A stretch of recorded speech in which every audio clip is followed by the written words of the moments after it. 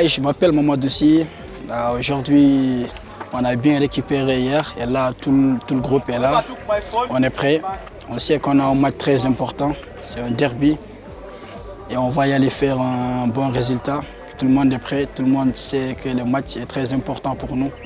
Et on va y aller tout d'année pour faire un bon résultat sur ce match. Les fans, le message c'est qu'ils viennent tous nous soutenir. On fera tout possible pour les rendre heureux ce jour-J. Nitwa Ndayishimiye Dieudonné, umukino wa Rayon Sports twiteguye neza, twiteguye yuko tugomba guha intsinzi abafana bacu kandi turabizeza ko baza ku mukino kuri stade bakadushyigikira bakatuba hafi, umurindi wabo turawukeneye. Nitwa Kwitonda Alain, nabasabaga ko mwazatuba hafi kuri match ya Rayon Sports dufite kwa gatandatu, mukaza muri benshi, tubijeje intsinzi, muzatuba hafi, dukeneye umurindi wanyu, dukeneye umudiyo wanyu, natwe tukabaha intsinzi tugatanga intsinzi tumeze neza. Murakoze.